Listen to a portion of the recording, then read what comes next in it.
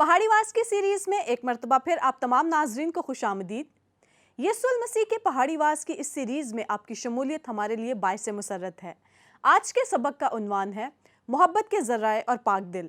آج کے سبق میں ہمارے محترم استاد ہمیں یہ سکھائیں گے کہ ہم اپنے تعلقات کو اپنے آسمانی باپ کے ساتھ کیسے درست بنا سکتے ہیں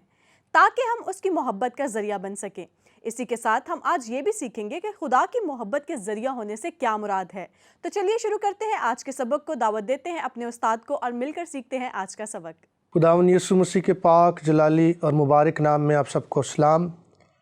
میں ہوں آپ کا خادم آصف نسیم، آپ سب کو خوش آمدید کہتا ہوں۔ یہ پروگرام جو کہ پہاڑی واز پر مبنی ہے اور ان دنوں ہم مطالعہ کر رہے ہیں متی رسول کی معرفت لکھی گئی انجیل اس کے 5ویں باب کی ابتدائی آیات کا، اور سلسلہ وار ہماری سٹڈیز جاری ہیں، اور ان دنوں ہم بات کر رہے ہیں مبارکبادیوں پر۔ یہ مبارکبادیاں جن کی بابت ہم نے اب تک جو سیکھا ہے وہ یہ ہے کہ یہ وہ رویے ہیں جو خداوند مسیح نے اپنے شاگردوں کو سکھائے تاکہ ان رویوں کو اپنا کر وہ اس زمانے کی جو بھیڑ ہے جو پہاڑ کے نیچے تھی اس تک وہ پہنچیں، اور وہ بھیڑ جو مختلف مسائل سے پریشانیوں سے دوچار ہیں ان کو وہ ان تمام مسائل سے نکال سکیں، ان کے سوالوں کا وہ جواب بن سکیں اور ان کے لیے تسلی، امید، خوشی، حوصلے اور ہمت و دلاسے کا سبب بنے۔ گزشتہ پروگرام میں ہم بات کر رہے تھے متی رسول کی معرفت لکھی گئی انجیل اس کے 5ویں باب کی 6 آیت سے، مبارک ہیں وہ جو راست بازی کے بھوکے اور پیاسے ہیں کیونکہ وہ آسودہ ہوں گے۔ اور آج ہم اسی بات کو آگے بڑھاتے ہوئے اگلی مبارکبادی پر غور کریں گے۔ مبارک ہیں وہ جو رحم دل ہیں کیونکہ ان پر رحم کیا جائے گا۔ رحم سے کیا مراد ہے؟ رحم دراصل کسی کے دکھ میں ہمدردی کی اس کیفیت کا نام ہے جب ہمیں کسی شخص کو مشکل، پریشانی، دکھ میں دیکھتے ہوئے ہمارے دل میں جو احساس، جو جذبہ ہمدردی کا پیدا ہوتا ہے اسے ہم رحم دلی کہتے ہیں، یہ رحم کہتے ہیں۔ رحم کے لیے مہربانی، شفقت، نرم دلی، کرم، یہ متبادل الفاظ کا استعمال کیا جاتا ہے۔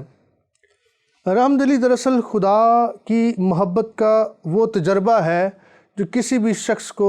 اس کی زندگی میں ہو سکتا ہے یا ہوتا ہے۔ لہٰذا یہ الہی محبت ہے اور یہ محبت کسی شرط پر مبنی نہیں ہے، یہ غیر مشروط محبت ہے،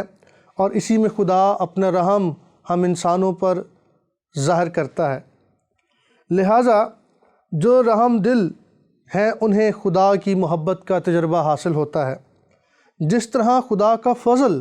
ایک بہت بڑی خوبی ہے، اور جس کی بابت ہم پچھلے پروگرامز میں بھی بات کر رہے تھے کہ خدا کا فضل جس کے ہم لائق نہ ہوں، وہ خدا کی مہربانی، وہ خدا کا سلوک، وہ برتاؤ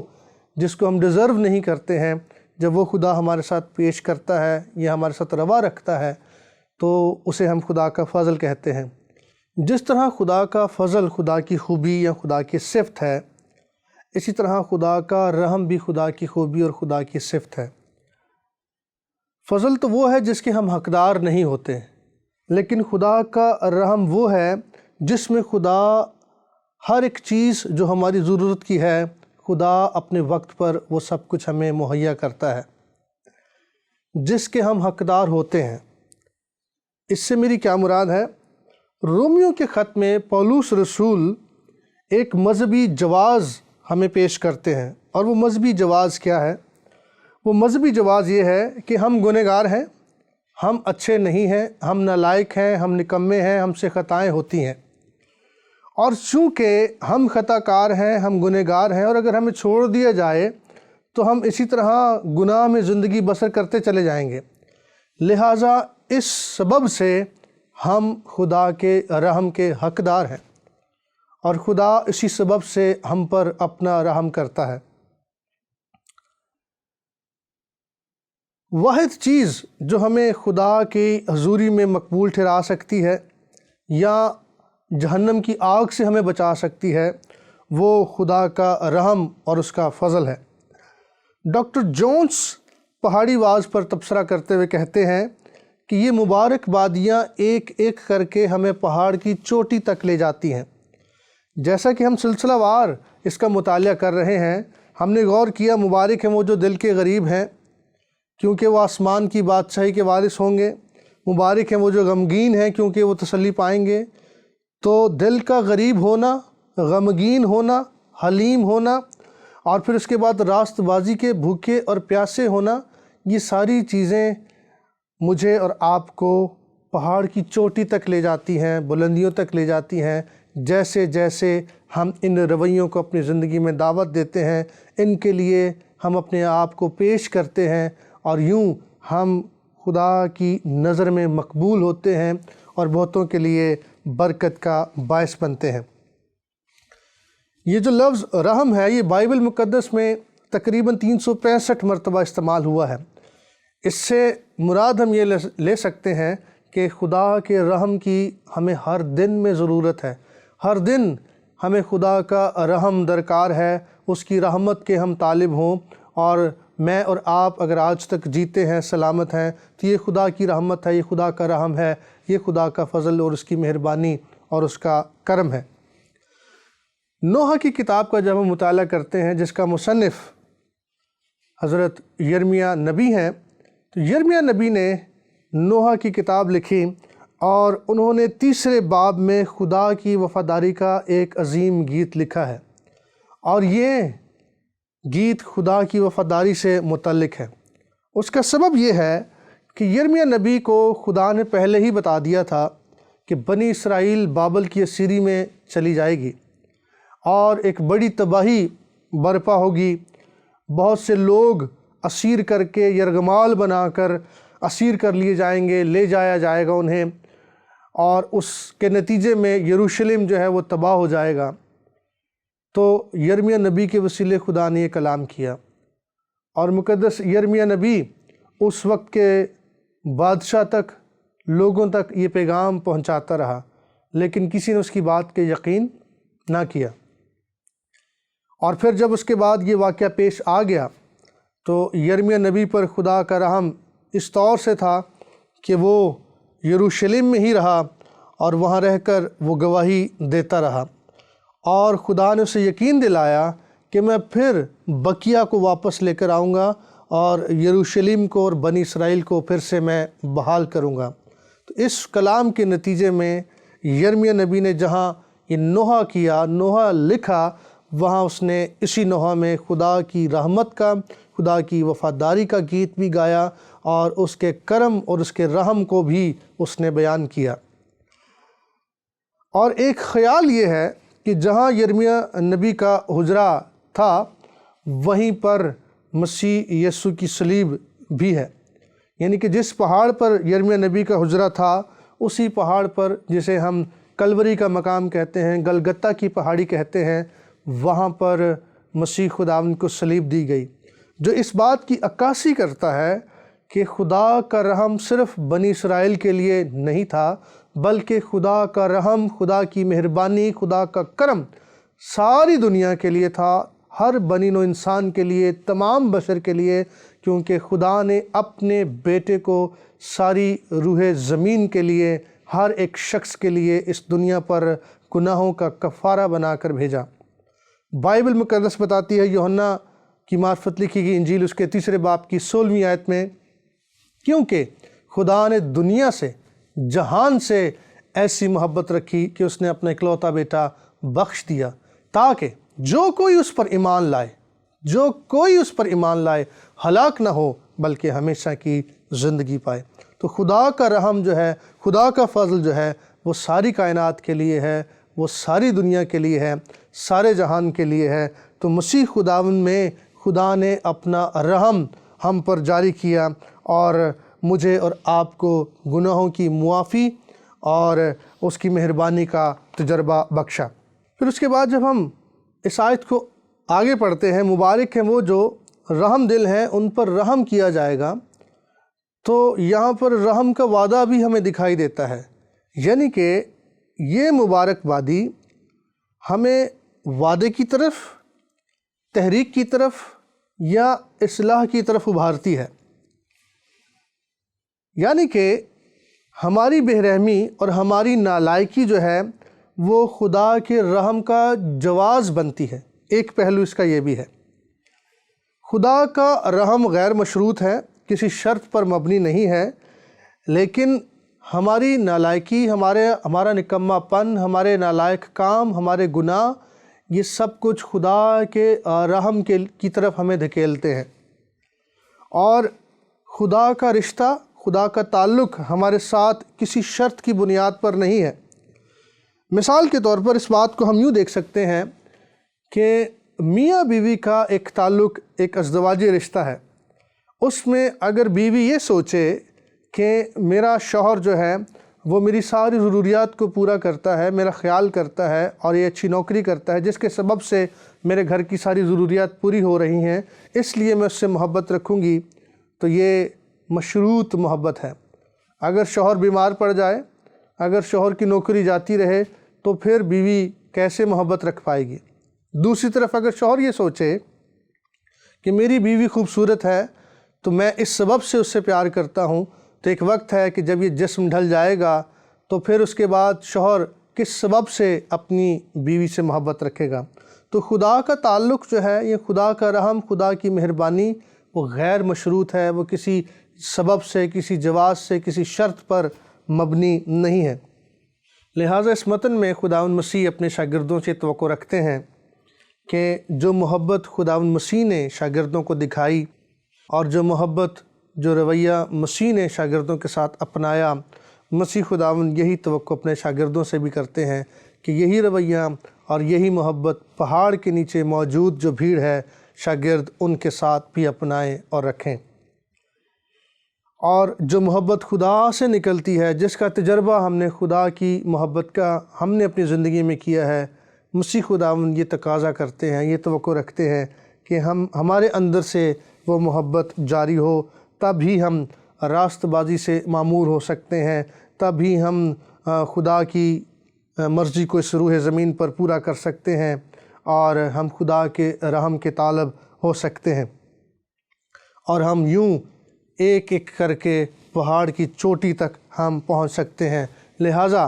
آج مجھے اور آپ کو یہ دعا کرنے کی ضرورت ہے کہ جس طرح مسیح خداوند نے یہاں سکھایا کہ مبارک ہیں وہ جو رحم دل ہیں، ان پر، کیونکہ ان پر رحم کیا جائے گا، آج اس رحم کو، اس محبت کو،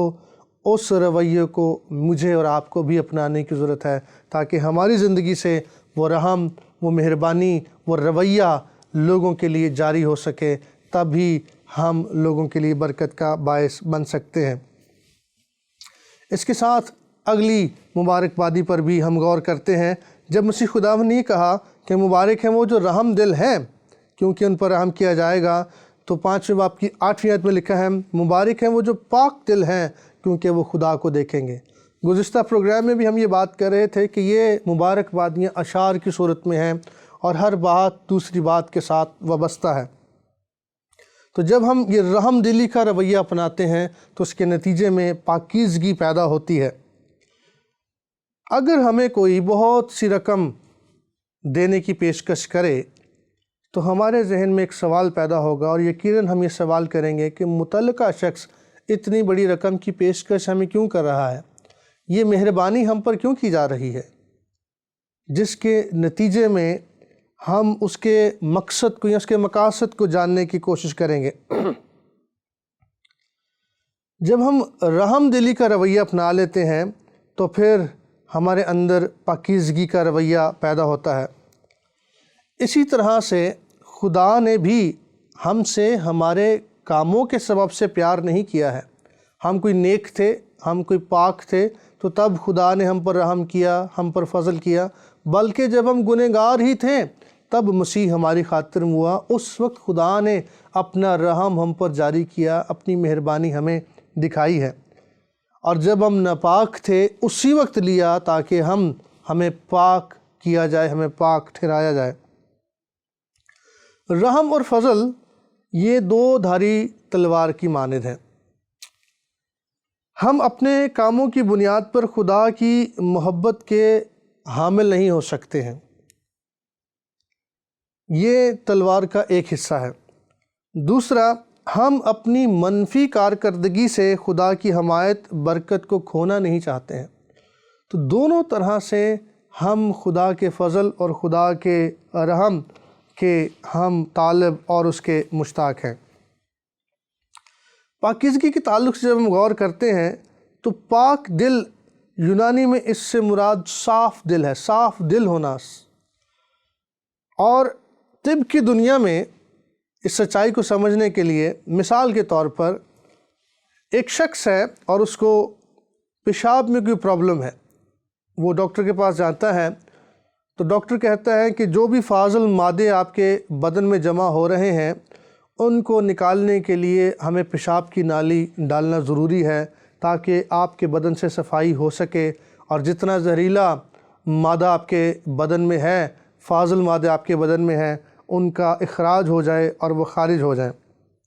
ماہر نفسیات کے مطابق ہمارا دل یا ہمارا ذہن جو ہے اس کے اندر بھی صفائی کی ضرورت ہوتی ہے۔ ہمارے جو جذبات ہیں، ہمارے جو احساسات ہیں،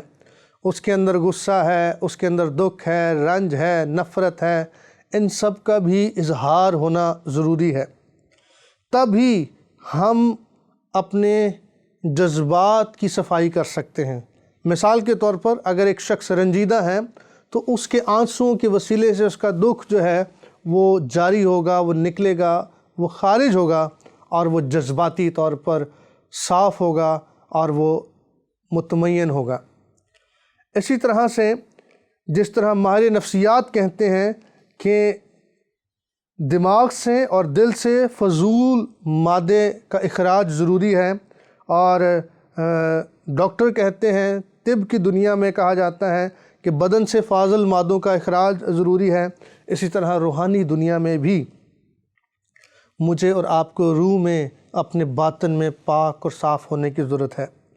اور سب سے پہلی اور بنیادی چیز مسیح خداوند کا لہو ہے جو ہمیں پاک کرتا ہے، جو ہمیں صاف کرتا ہے،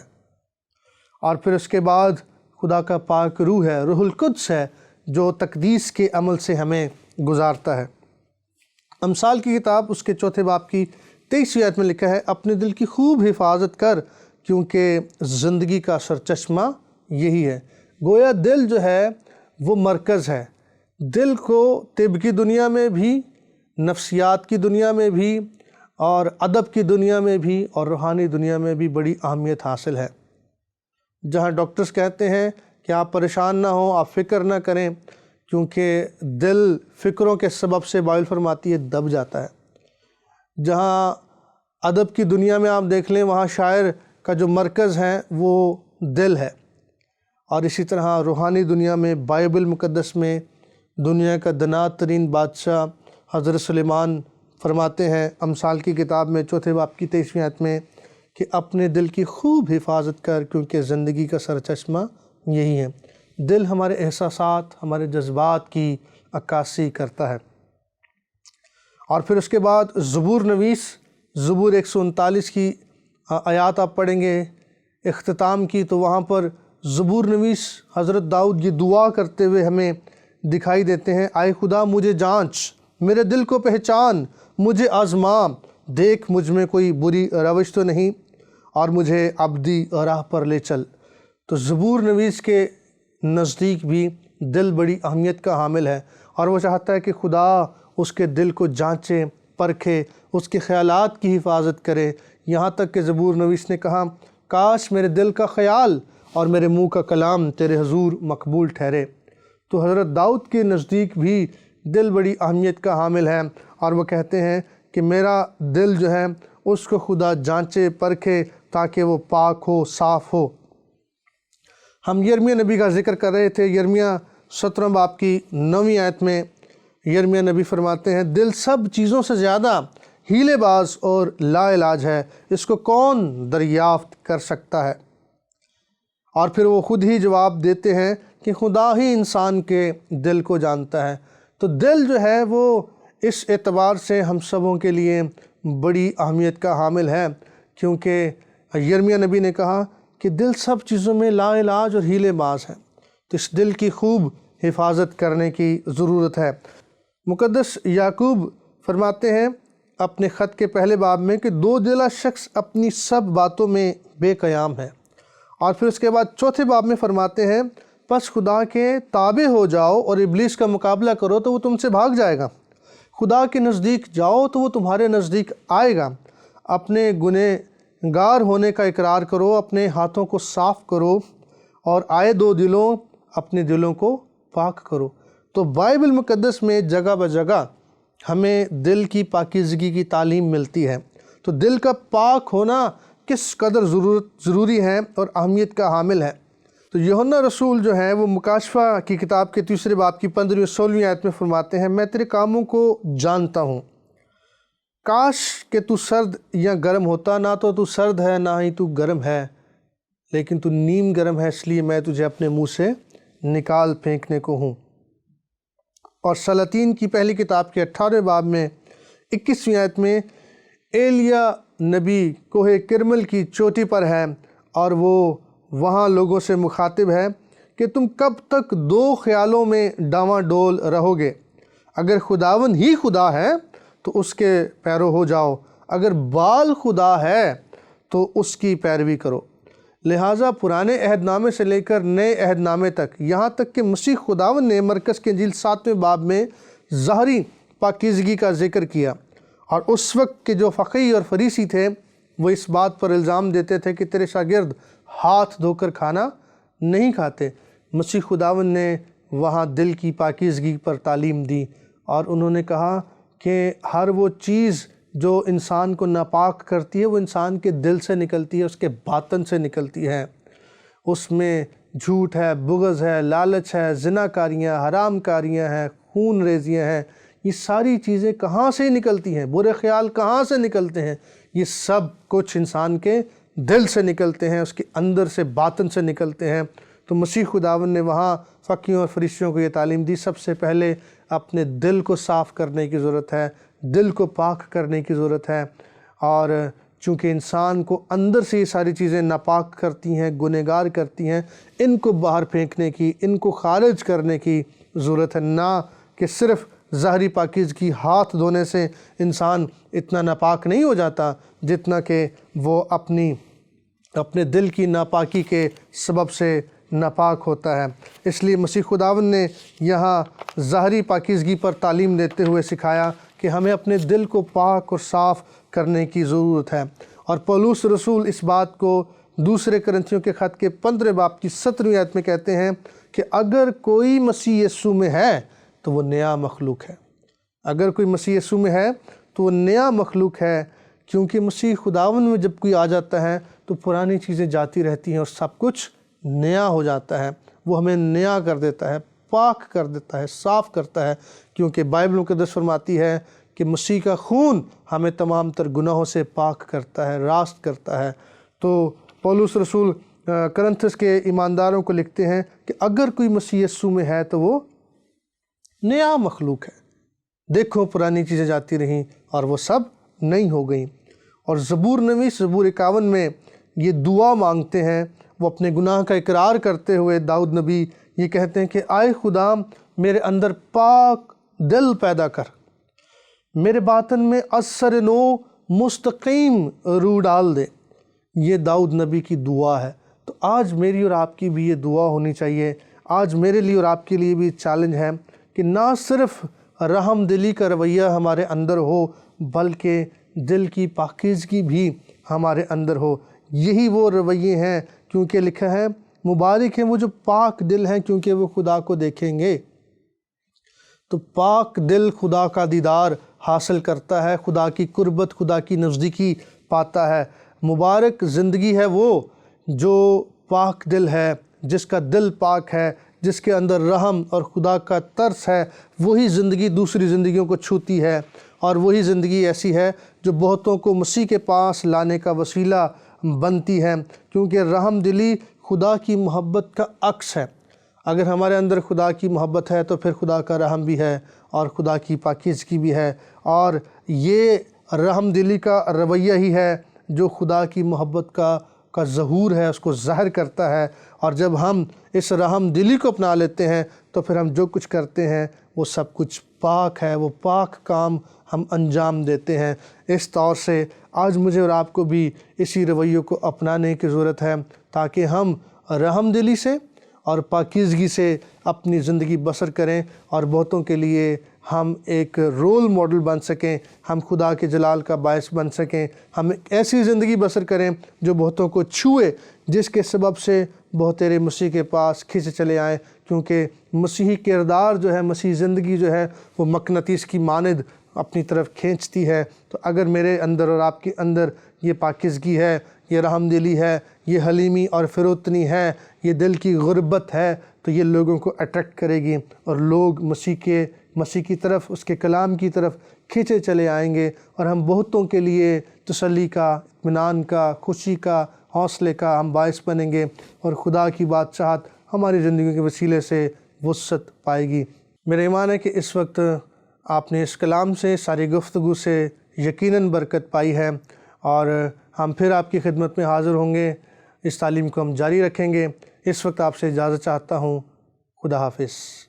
دوستوں، میں امید کرتی ہوں کہ یقیناً آج کے سبق سے آپ نے برکت پائی ہے۔ میں نے تو اپنے لیے آج ایک چیلنج وصول کیا ہے۔ اس کو اب مجھے سمجھنے میں زیادہ مدد مل رہی ہے کہ المسیح کے شاگرد ہونے سے کیا مراد ہے۔ آج ہم نے یہ بھی سیکھا کہ عمل سے انسان کامل بنتا ہے۔ دوبارہ ملنے تک ہماری دعائیں آپ سب کے ساتھ ہوں۔ اجازت دیجیے، پھر آپ سے ملیں گے، تب تک کے لیے خدا حافظ۔ آج کے سبق کا سوال نمبر 1، جو رحم دل ہیں انہیں کس قسم کی برکت ملتی ہے؟ سوال نمبر 2، تیری وفاداری عظیم ہے نوح کی کتاب کے کون سے باب سے لیا گیا ہے؟ سوال نمبر 3، نوح کی کتاب اس کے 3 باب میں حضرت یرمیہ نے کیا سیکھا؟ سوال نمبر 4، کیا مسیحی محبت کسی شرط کے تحت کی جاتی ہے؟ سوال نمبر 5، خداوند یسوع المسیح نے اپنے شاگردوں سے کیا توقعات وابستہ کر رکھی ہیں؟